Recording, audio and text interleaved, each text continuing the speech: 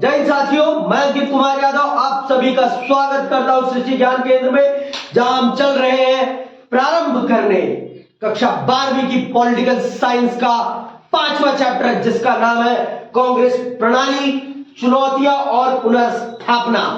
आप सब जानते हैं, आपने पहला चैप्टर समझ लिया जिसमें आपने समझा कि भारत का एकीकरण किस प्रकार से हुआ और भारत के एकीकरण में सरदार वल्लभ भाई पटेल जी का कितना बड़ा योगदान था। भारत ने किस प्रकार से अपने राज्यों का पुनर्गठन किया, यह भी आपने समझ लिया पहले चैप्टर में। दूसरे चैप्टर में आपने समझा कि भारत ने अपनी लोकतांत्रिक प्रक्रिया किस प्रकार से प्रारंभ करी। लोकतंत्र जो आज है, इस लोकतांत्रिक प्रक्रिया को स्थापित करने में भारत को किस प्रकार की चुनौतियों का सामना करना पड़ा, यह भी आपने समझ लिया। आपने यह भी समझ लिया कि पहले 3 दशक तक कांग्रेस का वर्चस्व क्यों रहा भारतीय राजनीति पर। आपने यह भी समझ लिया कि भारत को किस प्रकार की आर्थिक समस्याओं का सामना करना पड़ा और भारत ने किस प्रकार से अपनी आर्थिक प्रगति प्रारंभ करी और भारत ने कौन सी आर्थिक नीति का अनुसरण किया, यह भी आपने समझ लिया। आपने यह भी समझ लिया कि एक देश के विकास में उस देश के विदेशी रिश्ते किस प्रकार की भूमिका निभाते हैं। विश्व राजनीति एक देश की घरेलू नीति पर किस प्रकार से प्रभाव डालती है, यह भी आपने समझ लिया। अब हम चल रहे हैं समझने भारत की सबसे पुरानी, सबसे ओल्डेस्ट पार्टी को चल रहे हैं समझने, कांग्रेस को चल रहे हैं समझने। देखिए, कांग्रेस पहली बात कभी किसी एक व्यक्ति की पार्टी नहीं रही है। कांग्रेस सदैव एक संगठन की पार्टी रही है। कांग्रेस, आज की कांग्रेस और 1962 या कहिए 65 की कांग्रेस में बहुत अंतर है। आज की कांग्रेस को हम देखते हैं कि एक चेहरा गढ़ा हुआ है, लेकिन उस समय की कांग्रेस एक चेहरे के साथ नहीं चलती थी। उस समय की कांग्रेस में मल्टीफेस थे, बहुत सारे चेहरे थे। आप जानते हैं कि 1962 भारतीय राजनीति के लिए एक बहुत ही ज्यादा गंभीर साल था, बहुत ही ज्यादा गंभीर। क्यों? क्योंकि भारत ने जिसको अपना दोस्त माना, उसने भारत की पीठ पे छुरा भोंका। चीन ने भारत पर आक्रमण किया और भारत को उस युद्ध में पराजय का सामना करना पड़ा। और पराजय भी हमने ऐसे वैसे नहीं, हमने पुरजोर, जिसे कहते हैं युद्ध लड़ा, हमने लड़ा, अपने पूर्ण कौशल से लड़ा। अब आप जानते हो, पीठ पे लगने वाला वार कभी रोका नहीं जा पाता। पीठ पे लगने वाला वार कभी रोका नहीं जा पाता। अगर छाती पे मारा गया होता तो हम उसका पुरजोर सामना करते और हो सकता था कि हम उनकी छाती में उल्टा छुरा भोंक देते, लेकिन पीठ पे मारा गया था। और इसी कारण से भारत के उस समय के तत्कालीन प्रधानमंत्री पंडित जवाहरलाल नेहरू को बहुत बड़ा सदमा लगता है और उस सदमे से वो उबर नहीं पाते और 1964 में उनकी मृत्यु हो जाती है। और भारत अपने एक नेतृत्ववान प्रधानमंत्री को खो देता है। तो भारत को एक नए नेतृत्व की जरूरत थी। फिर कांग्रेस अपने आपस में मंथन करती है कि हम अपने संसदीय दल का नेता किसे बनाएंगे। आप सब जानते हैं, उस समय कांग्रेस जितना किसी और पार्टी के पास बहुमत नहीं था, तो कोई मतलब ही नहीं है दूसरी पार्टी का सत्ता में आने का। एक व्यक्ति ही तो मरा है, उसकी जगह कोई और बैठेगा। चुनाव नहीं होता, प्रधानमंत्री के मरने के बाद चुनाव नहीं होता, ये बात जान लो आप। अगर कार्यकाल बचा हुआ है तो उसी पार्टी में से, जिस पार्टी की सरकार है, उसी पार्टी में से फिर किसी को प्रधानमंत्री नियुक्त किया जाएगा। समझ में आई बात? चुनाव नहीं होगा, ये बात जान लो, क्योंकि अभी टर्म बचा पड़ा है। जिस कारण से तो क्या होता है, फिर कांग्रेस पार्टी अपनी संसदीय दल की बैठक करती है और उसमें फिर भारत के नए प्रधानमंत्री को चुना जाता है। और भारत के नए प्रधानमंत्री होते हैं कौन होते हैं? लाल बहादुर शास्त्री। लाल बहादुर शास्त्री को भारत का नेतृत्व सौंपा जाता है और वो अपने कुशल नेतृत्व से भारत को एक नई दिशा और दशा प्रदान करते हैं। भारत को खाद्य उत्पादन के क्षेत्र में आत्मनिर्भर बनाते हैं, अमेरिका पर हमारी निर्भरता को खत्म करते हैं और भारत को फिर से अपनी भूख से ज्यादा अनाज पैदा करने वाला देश बनाते हैं। कौन? लाल बहादुर शास्त्री। हमारा पड़ोसी, कायर पड़ोसी अमेरिका की उंगली पकड़कर भारत पर आक्रमण करता है और सोचता है कि हम पर तो विश्व के सबसे बड़े आका का हाथ है, हम तो जीत जाएंगे। लेकिन भारत के कुशल नेतृत्वकर्ता लाल बहादुर शास्त्री जी ने ऐसी पटकनी मारी कि जनरल अयूब खान को अपनी नानी याद आ गई कि उन्होंने किससे पंगा ले लिया। और फिर भारत के यशस्वी प्रधानमंत्री लाल बहादुर शास्त्री जी ने भारत की लाल किले पे खड़ा होकर कहा कि इस देश की सिर्फ दो ही धुरियां हैं, एक इस देश का किसान और एक इस देश का जवान। और उन्होंने नारा दिया, जय जवान जय किसान का। और फिर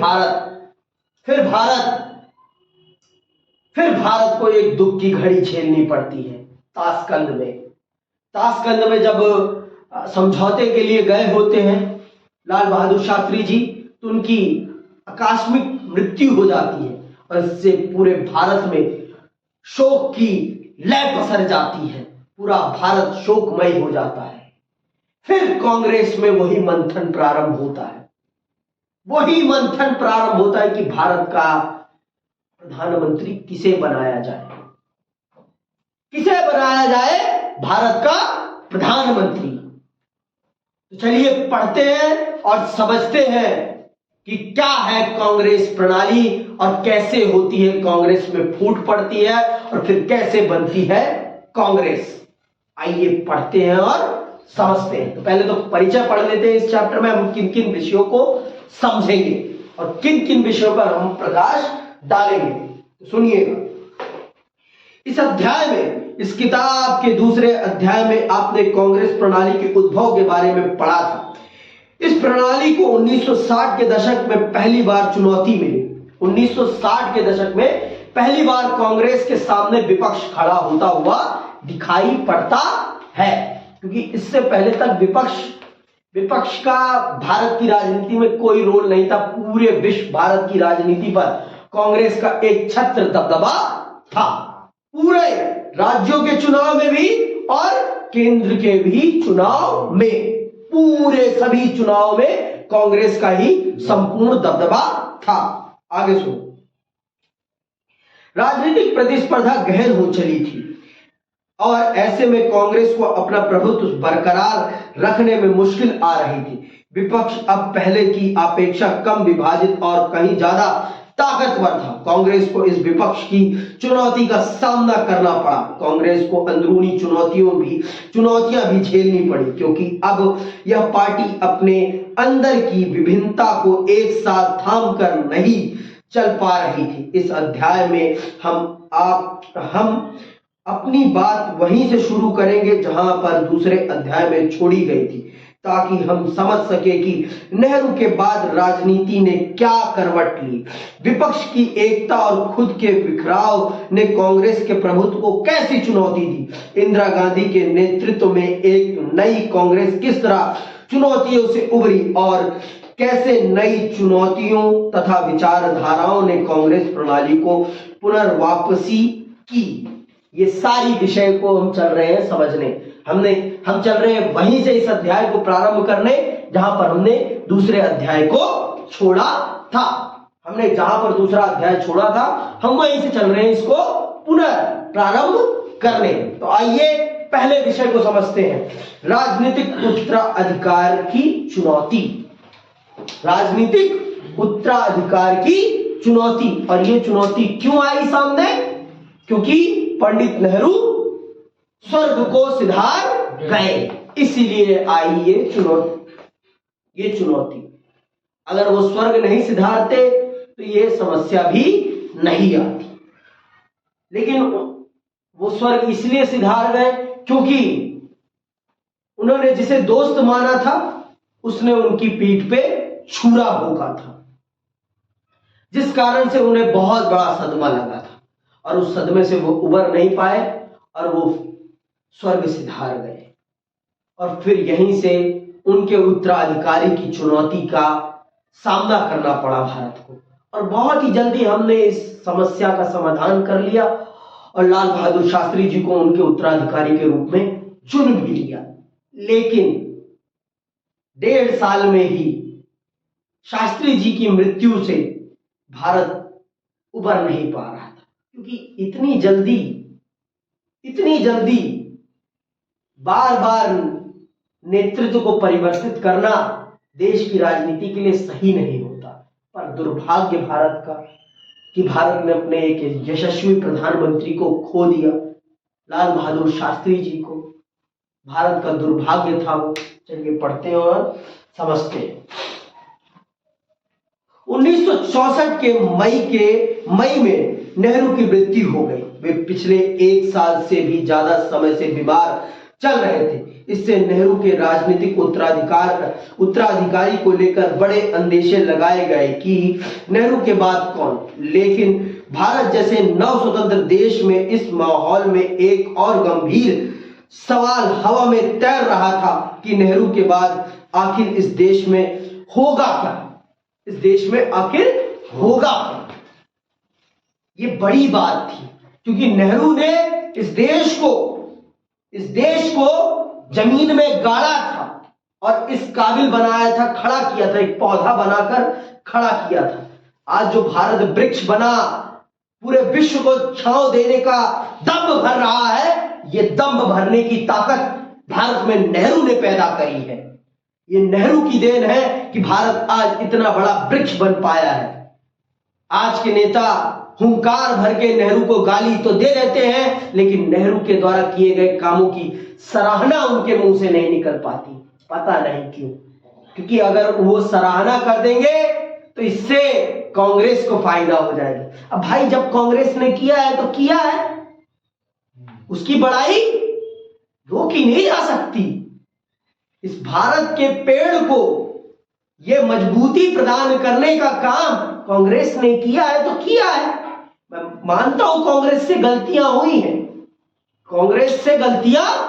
हैं, लेकिन ऐसा नहीं है कि कांग्रेस ने इस देश का भला नहीं किया, सबसे ज्यादा भला किया है। अभी भाजपा वहां का उस भले की 5% तक भी नहीं पहुंच पाई है। जिस दिन वो 5% पहुंच जाएगी, उस दिन बात करेगी कांग्रेस से मुकाबले की। और हमारे देश को भी ये समझना चाहिए, हमारे देश की जनता को भी ये समझना चाहिए कि इस भारत का आकार प्रदान करने में इस कांग्रेस पार्टी का और इस देश की जनता का बहुत बड़ा योगदान है। समझ में आई बात? तो जब कांग्रेस की मृत्यु जब पंडित नेहरू की मृत्यु हुई तो सबको लगा कि भारत बिखर जाएगा। लेकिन मैंने आपको कहा कि उस समय की कांग्रेस एक चेहरे वाली कांग्रेस नहीं थी। उस समय की कांग्रेस बहुत सारे चेहरों के साथ चलने वाली कांग्रेस थी। हाँ, उन सभी चेहरों में सबसे बड़ा चेहरा पंडित नेहरू का था, लेकिन और भी चेहरे थे जो पंडित नेहरू के समान थे।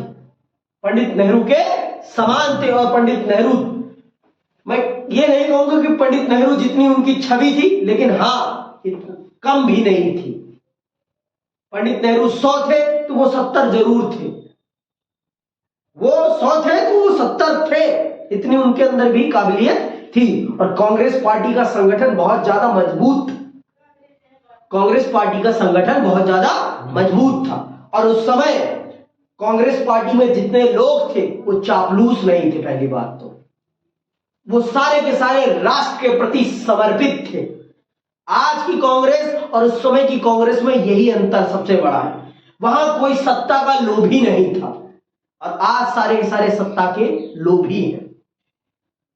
उस समय की कांग्रेस और आज की कांग्रेस में सबसे बड़ा अंतर यही है कि उस समय सत्ता के लोभी नहीं थे और आज सत्ता के लोभी हैं। कांग्रेस आपस में अपनी संसदीय दल में बैठक करती है। पंडित नेहरू के बाद मोरारजी देसाई को लगता है कि वो भारत के प्रधानमंत्री बन जाएंगे और वो खुले तौर पर इस बात की घोषणा भी करने लगते हैं और बधाइयां भी लेने लगते हैं, लेकिन कांग्रेस की संसदीय दल की बैठक में उन्हें भारत के प्रधानमंत्री के रूप में नहीं चुना जाता। उन्हें ना चुनकर कांग्रेस पार्टी के वरिष्ठ नेताओं और संसदीय दल ने लाल बहादुर शास्त्री जी को चुना भारत के प्रधानमंत्री के रूप में। आगे सुनिए। भारत से बाहर के बहुत से लोगों को संदेह था कि यहां नेहरू के बाद लोकतंत्र कायम भी रह पाएगा या नहीं। दूसरा सवाल इसी संदेह के दायरे में उठा था। आशंका थी कि बाकी बहुत से नवस्वतंत्र देशों की तरह भारत भी राजनीतिक उत्तराधिकार का सवाल लोकतांत्रिक ढंग से हल नहीं कर पाएगा। असफल रहने की सूरत में भय था कि सेना राजनीतिक भूमिका में उतर आएगी। इसके अतिरिक्त इस बात को लेकर भी संदेह थे कि देश के सामने बहुविध कठिनाइयां आन खड़ी हैं और नया नेतृत्व उसका समाधान खोज पाएगा या नहीं। 1960 के दशक को खतरनाक दशक कहा जाता है क्योंकि गरीबी, गैर बराबरी, सांप्रदायिक और क्षेत्रीय विभाजन आदि के सवाल अभी अनसुलझे थे। संभव था कि इन सारी कठिनाइयों के कारण देश में लोकतंत्र की परियोजना असफल हो जाती अथवा खुद देश ही बिखर जाता। फिर से सुन लो। 1960 के दशक को भारतीय राजनीति का खतरनाक दशक कहा जाता है। क्यों कहा जाता है? क्योंकि उस समय हमने 2 युद्ध लड़ लिए थे। गरीबी अभी थी, सांप्रदायिकता अभी थी, गैर बराबरी अभी थी। इन सभी से हमें निपटना था। हमने 2 प्रधानमंत्रियों को खो दिया था। इसीलिए 1960 के दशक को भारतीय राजनीति का खतरनाक दशक कहा जाता है। तो अगर प्रश्न आए इस पर तो बहुत ही अच्छे से लिखना इस पर, ठीक है। तो पूरी दुनिया को यह लग रहा था कि नेहरू के बाद भारत में लोकतंत्र कायम नहीं रह पाएगा। नेहरू के बाद भारत में लोकतंत्र नहीं कायम रह पाएगा। जिस प्रकार से मोहम्मद अली जिन्ना की मृत्यु के बाद पाकिस्तान में सैन्य शासन लग गया, उसी प्रकार पूरी दुनिया को यह आशंका थी कि कहीं भारत में भी ऐसा ना हो जाए। जिस भारत को नेहरू ने और सरदार पटेल ने इतनी मेहनत से संजोया था, कहीं ये भारत बिखर ना जाए। लेकिन ऐसा कुछ नहीं होता, ऐसा कुछ नहीं होता। कांग्रेस पार्टी और कांग्रेस पार्टी के वरिष्ठ नेताओं ने बहुत ही सूझबूझ के साथ इस समस्या का समाधान किया और भारत के लिए एक नए प्रधानमंत्री का चयन किया। और नए प्रधानमंत्री के रूप में कौन चुने जाते हैं? लाल बहादुर शास्त्री। लाल बहादुर शास्त्री को भारत का नया प्रधानमंत्री चुना जाता है और वो बहुत ही बहादुरी से भारत की समस्याओं का गांधी के रास्ते पर चलते हुए उनका समाधान करते हैं और बहुत बेहतरीन समाधान करते हैं, बहुत ही बेहतरीन। खाद्य समस्या थी भारत में, तो उन्होंने भारत की जनता से आग्रह किया कि हफ्ते में 1 दिन का आप व्रत करें, हफ्ते में 1 दिन का व्रत। और उस व्रत ने और उनके संकल्प ने भारत को खाद्य संकट से बाहर निकाला। और अगर भारत की सुरक्षा पे खतरा महसूस हुआ तो भारत की सेना को उन्होंने अपने ओजस्वी भाषणों से बल प्रदान किया और भारत की सेना में ऐसा जज्बा पैदा किया कि भारत की सेना पाकिस्तान की छाती पर जाकर अपना तिरंगा गाड़ कर आई। ये थे लाल बहादुर शास्त्री। आइए समझते हैं। नेहरू के बाद शास्त्री, नेहरू के बाद शास्त्री। नेहरू के उत्तराधिकारी का सवाल इतनी आसानी से हल कर लिया गया कि आलोचक ठगे से रह गए। नेहरू की मृत्यु के बाद कांग्रेस पार्टी के अध्यक्ष, अंडरलाइन कर लेना उस समय के कांग्रेस अध्यक्ष कौन थे, के कामराज ने अपनी पार्टी के नेताओं और सांसदों से सलाह मशवरा किया। उन्होंने पाया कि सभी लाल बहादुर शास्त्री के पक्ष में है। शास्त्री कांग्रेस संसदीय दल के निर्विरोध नेता चुने गए और इस तरह वे देश के प्रधानमंत्री बने। शास्त्री उत्तर प्रदेश के थे और नेहरू के मंत्रिमंडल में कई सालों तक मंत्री रहे थे। उनको लेकर कभी किसी किस्म का विवाद नहीं उठा था। अपने आखिरी सालों में नेहरू उन पर ज्यादा से ज्यादा निर्भर होते गए थे। शास्त्री अपनी सादगी और सिद्धांत निष्ठा के लिए प्रसिद्ध थे। सुनना ध्यान से, एक दफा वे एक बड़ी रेल दुर्घटना की नैतिक जिम्मेवारी स्वीकार करते हुए रेल मंत्री के पद से इस्तीफा दे चुके थे। क्या आज के नेताओं में ऐसी नैतिकता है? नहीं। कुछ भी हो जाए, कितनी भी बड़ी दुर्घटना क्यों ना हो जाए, वो अपना पद नहीं त्यागते, अपना पद नहीं त्यागते। और एक शास्त्री जी थे कि उस घटना की पूरी नैतिक जिम्मेदारी लेते हैं और अपना पद भी त्यागते हैं। वो नेता है, उनको सत्ता से मोह तनिक भी नहीं था, उनको सत्ता से मोह तनिक भी नहीं था। और आज के नेताओं को सत्ता इतनी प्यारी है कि लोग मर जाएं फिर भी सत्ता न जाए, सेना मर जाए लेकिन सत्ता न जाए। आज के नेता है ये, और वो भी एक नेता थे कि सत्ता उन्हें प्यारी नहीं थी, उन्हें सिर्फ प्यारा था तो भारत का लोकतंत्र, भारत की जनता, भारत की स्वतंत्रता, सिर्फ यही प्यारी थी उनको। और बहुत ही सिद्धांत प्रिय इंसान थे।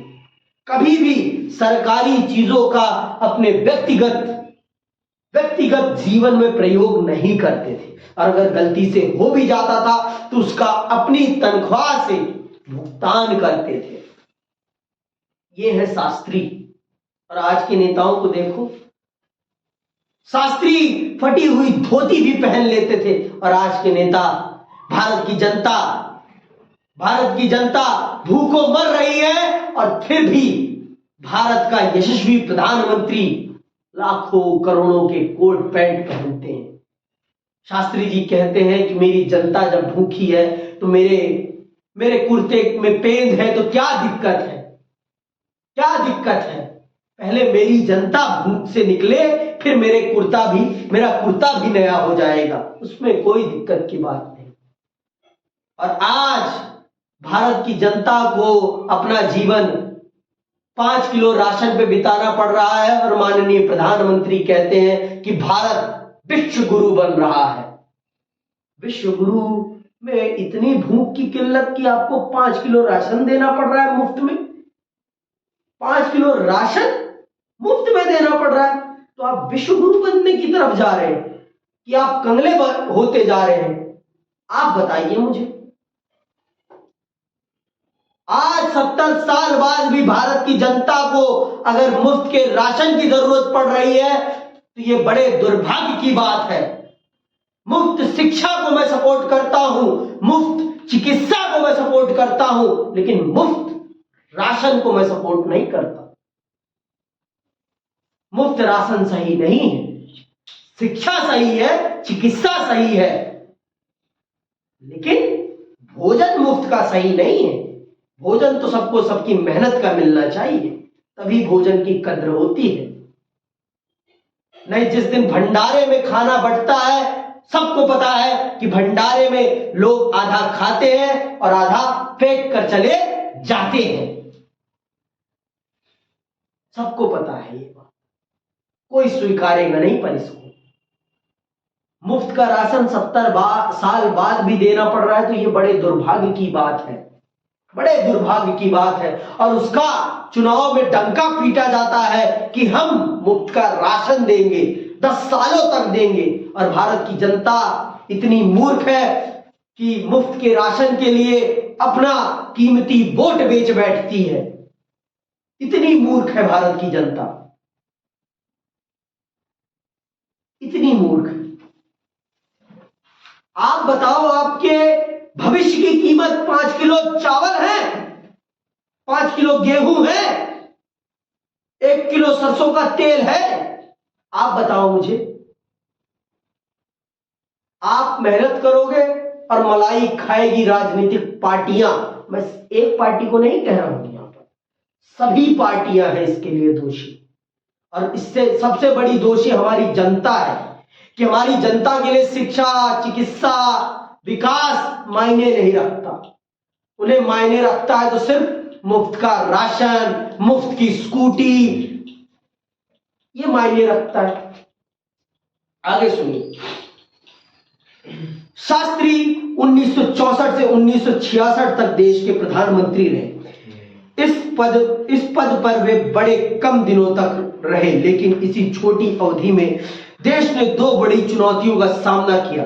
भारत चीन युद्ध के कारण पैदा हुई आर्थिक कठिनाइयों से उबरने की कोशिश कर रहा था, साथ ही मानसून की असफलता, अंडरलाइन कर लो ये बातें, मानसून नहीं आया था भारत में 2 सालों तक। मानसून की असफलता से देश में सूखे की स्थिति थी। कई जगहों पर खाद्यान्न का गंभीर संकट आन पड़ा था। फिर 1965 में पाकिस्तान के साथ भी युद्ध करना पड़ा। इसके बारे में आपने पिछले अध्याय में पढ़ा था। शास्त्री ने जय जवान जय किसान का नारा दिया, जिससे इन दोनों चुनौतियों से निपटने के उनके दृढ़ संकल्प का पता चलता है। उनके दृढ़ संकल्प का पता चलता है कि उन्होंने भारत को फिर से अपने पांव पर खड़ा कर दिया, अपने दोनों कंधों के बल पर, दोनों हाथों के बल पर, एक किसान और एक जवान, दोनों के बल पर भारत को उन्होंने अभेद बना दिया कि कोई भारत को छू नहीं सकता। जब तक भूख की किल्लत नहीं होगी तो भारत को किसी के सामने झुकना नहीं पड़ेगा, और अगर सेना मजबूत है तो कोई बाहर से हमारे घर को छू भी नहीं सकता। तो दोनों स्तरों पर भारत को मजबूती प्रदान करने वाले लाल बहादुर शास्त्री थे। और सुनो, इसके बाद प्रधानमंत्री के पद पर शास्त्री बड़े कम दिनों तक रहे। 10 जनवरी 1966 को ताशकंद, अंडरलाइन करके रखना ये बातें, 10 जनवरी 1966 को ताशकंद में अचानक उनका देहांत हो गया। ताशकंद तब भूतपूर्व सोवियत संघ में था और आज यह उज्बेकिस्तान की राजधानी है। युद्ध की समाप्ति के सिलसिले में पाकिस्तान के तत्कालीन राष्ट्रपति मोहम्मद अयूब खान से बातचीत करने और एक समझौते पर हस्ताक्षर करने के लिए वे ताशकंद गए थे। समझ में आई बात? तो तभी वहां उनकी मृत्यु हो जाती है, तभी वहां उनकी मृत्यु हो जाती है। और आज तक उनकी मृत्यु का राज नहीं खुल पाया है। आज तक धोखे से वो जहर दे के मारा गया है भाई उनको, जानबूझकर। आज तक पर प्रमाणित नहीं हुआ है। ये मेरा अनुमान है कि उन्हें जहर देकर मारा गया है। आज तक ये प्रमाणित नहीं हुआ है। ठीक, अब फिर भारत के सामने वही समस्या, भारत के सामने फिर वही समस्या कि अब भारत का नेतृत्व कौन संभालेगा? अब भारत का नेतृत्व कौन संभालेगा? फिर मोरारजी देसाई प्रधानमंत्री की रेस में आ गए कि अब मैं बन जाऊंगा प्रधानमंत्री। ये कौन था? भारत के कांग्रेस के एक बड़े नेता, भारत के वित्त मंत्री रह चुके हैं। वो कांग्रेस के एक कद्दावर नेता थे मोरारजी देसाई, गुजरात से आते थे। उसी ने मंत्री कौन होता है? मंत्री कौन होता है? जो पैसे फाइनेंस संभालता है, फाइनेंस मिनिस्टर, जो आपकी पॉलिसीज तैयार करता है कि किसकी जेब में कितना पैसा जाए। निर्मला सीतारमण जो है वही थे।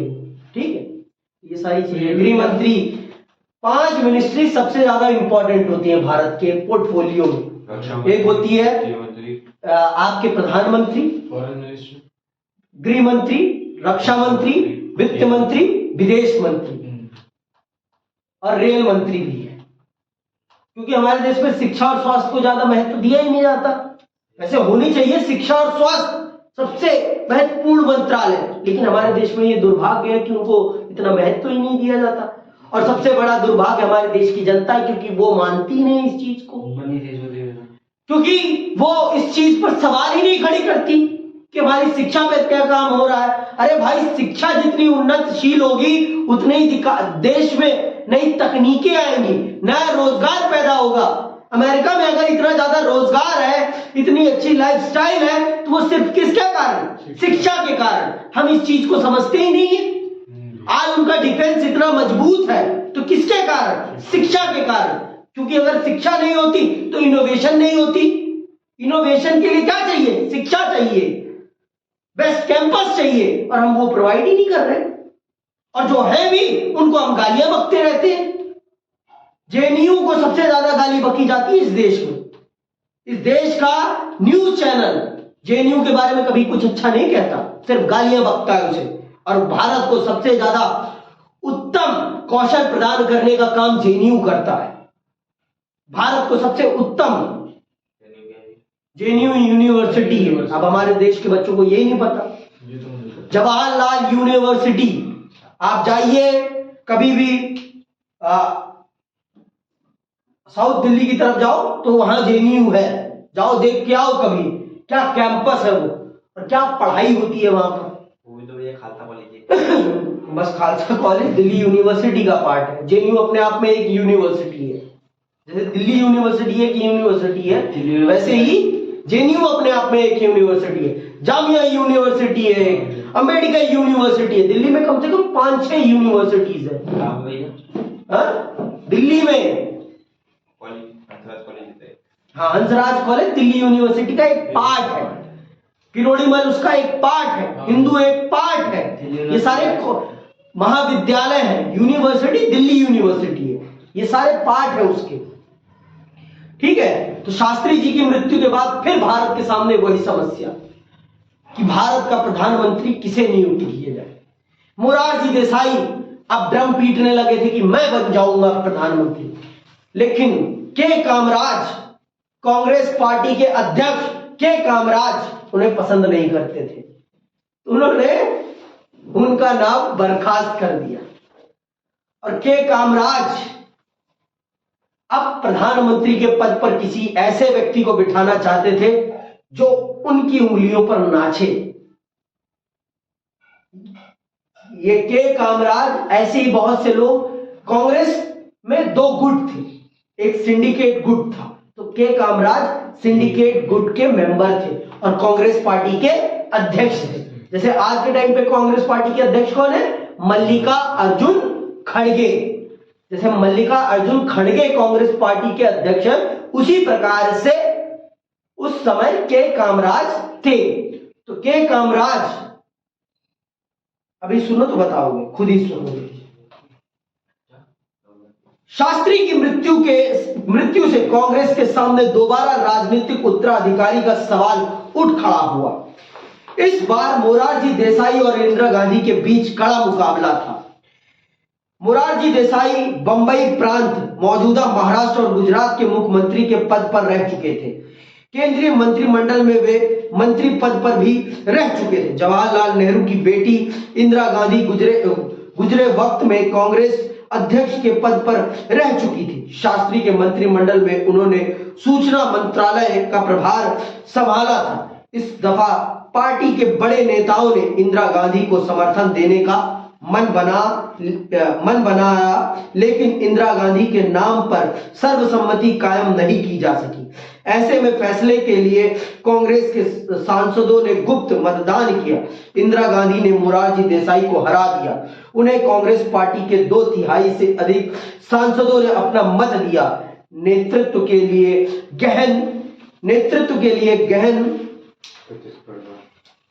गहन प्रतिस्पर्धा के बावजूद पार्टी में सत्ता का हस्तांतरण बड़े शांतिपूर्ण ढंग से संपन्न हो गया।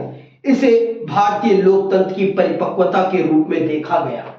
अब आप देख लीजिए, कांग्रेस पार्टी के सांसदों ने अपने प्रधानमंत्री के चयन के लिए 2 उम्मीदवारों में से एक उम्मीदवार को चुना। और आज तो पार्टियां डिसाइड करती हैं कि किसे बनाया जाएगा। पार्टी के शीर्ष नेता तय करते हैं कि प्रधानमंत्री और मुख्यमंत्री किसे बनाया जाएगा। विधायकों और सांसदों से तो पूछा ही नहीं जाता। शीर्ष नेतृत्व तय कर देगा कि यहाँ का प्रधानमंत्री ये बनेगा। अरे प्रधानमंत्री तो छोड़ो, प्रधानमंत्री तो बड़ी बात, मुख्यमंत्री ये बनेगा, ये बनेगा, ये बनेगा। विधायकों से कोई राय मशवरा ही नहीं किया जाता आज की बात।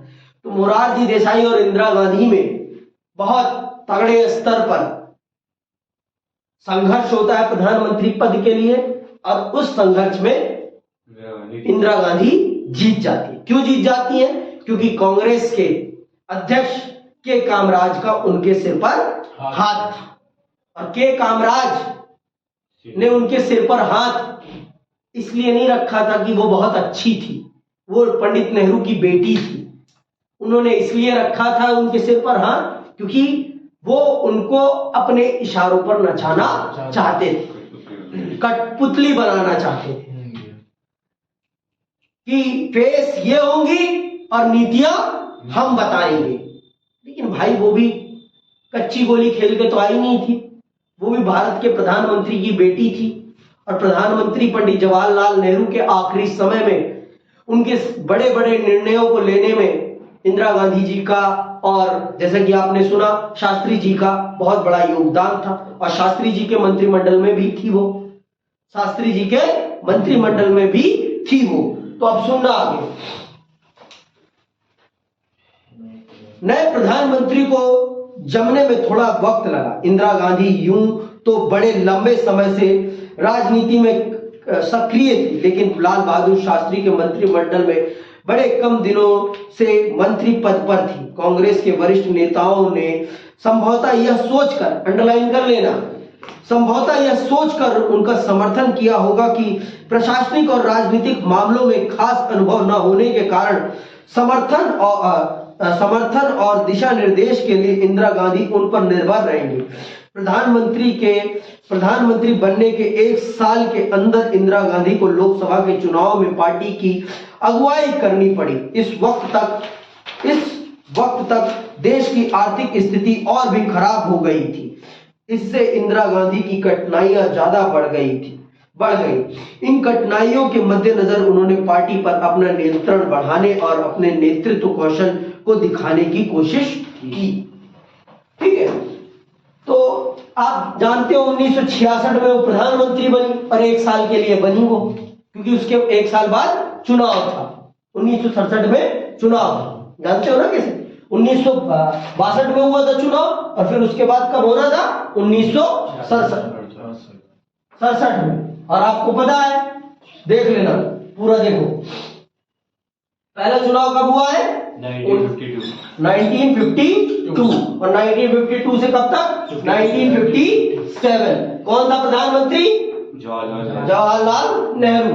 1957 से लेकर 1962 कौन था प्रधानमंत्री? मार हुआ तमाचा, जवाहरलाल नेहरू। कब मरे हैं वो?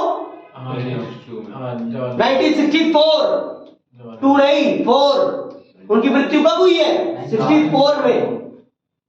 याद रखना आप, 64। ये जो है 19, ये जो है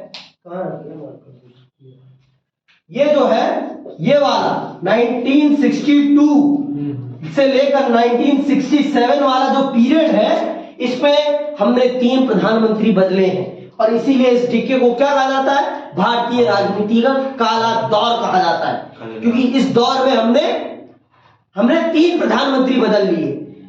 64 में नेहरू जी निपट जाते हैं, 64 में नेहरू जी निपट गए, ठीक है, नेहरू चले गए स्वर्ग को, और 66 में शास्त्री जी चले जाते हैं स्वर्ग को, और 66 में प्रधानमंत्री का पद किसे मिलता है?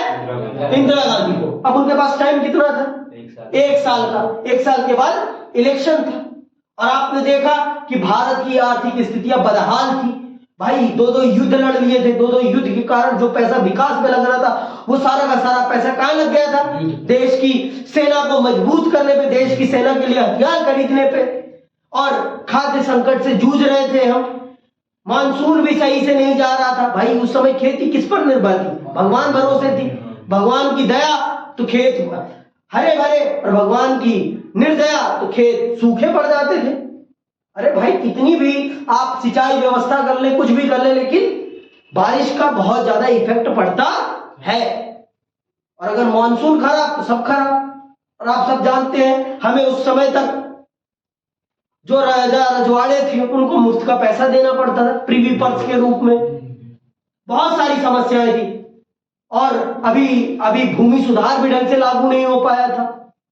समझ में आई बात? तो ये सारी समस्याएं थी। इंदिरा गांधी अभी नई नई प्रधानमंत्री बनी थी और कांग्रेस के वरिष्ठ नेताओं ने उन्हें एक एज ए कठपुतली के रूप में बिठाया था। सोचा था कि ये हमारे हिसाब से चलेगी।